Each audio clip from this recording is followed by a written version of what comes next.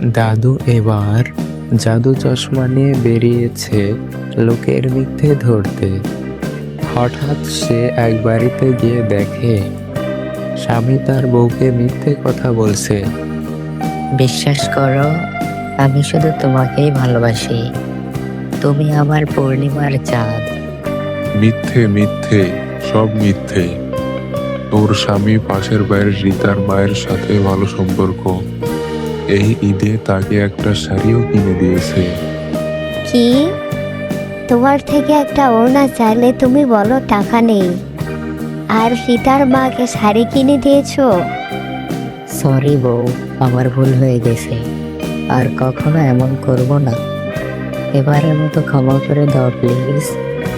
আমি আজই বাপের বাড়ি চলে যাব, তুমি থাকো রিতার মাকে নিয়ে।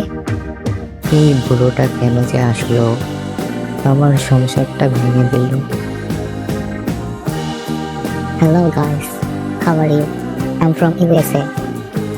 আমি আপনাদের জন্য দারুণ অফার নিয়ে এসেছি। আমার কাছে টাকা রাখলে মাসে দ্বিগুণ করে দেব। ওর ফাঁদে কেউ পা দিও না।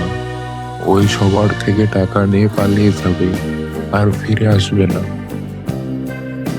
এই কি দাদু, আপনি কিভাবে জানলেন?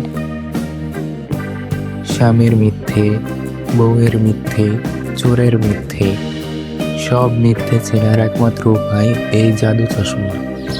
কয়েকদিন যেতেই শহরের লোক সাবধান হয়ে গেল। কেউ ঠকাতে এলেই দাদু ধরে ফেলে, কিন্তু নতুন নতুন ফন্দি তো থামে না।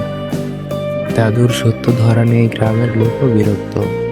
কত বাড়ি ভাঙলো, কত ঝগড়া হলো। মানো দাদুর জাদু চশমার মেয়াদ শেষ হয়ে এসেছে। তখনই শহর থেকে একটি লোক এসে দাদুকে বলল, দাদু, এই চশমা ভাড়া নেব, মাসে 20,000 টাকা। চশমা তোমার চোখেই থাকবে, শুধু সত্যিগুলো আমাকে কানে কানে বলবে। 20,000? এ তো অনেক টাকা। এই টাকায় গ্রামের উন্নতি হবে, রাস্তা মেরামত হবে, স্বচ্ছ পানি আসবে। কিন্তু তুমি ঠকাবে না তো? দেখো এই এগ্রিমেন্ট, স্পষ্ট লেখা আছে মাসে 20,000 চশমা ভাড়া। সত্যিগুলো শুধু আমাকে বলবে। ঠিক আছে, কিন্তু সৃষ্টিকর্তা তো বলেছিলেন জাদুর মেয়াদ 2 সপ্তাহ।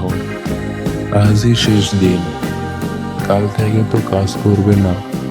আরে না না, তাহলে তো ফ্রি দিলেও নেব না। হাহা, যাক বাবা, দাদু আর সত্যি দেখতে পাবে না। আবার আগের মতো হয়ে গেল। দেখো কেমন সরল আমি, সই করে টাকাটা নিয়েই বলতে পারতাম। এটাই ধোকাপুরের স্পেশালিটি। আচ্ছা দাদু, ভালো থাকো। নতুন স্কিম ভাবতে হবে, পালাই আপাতত।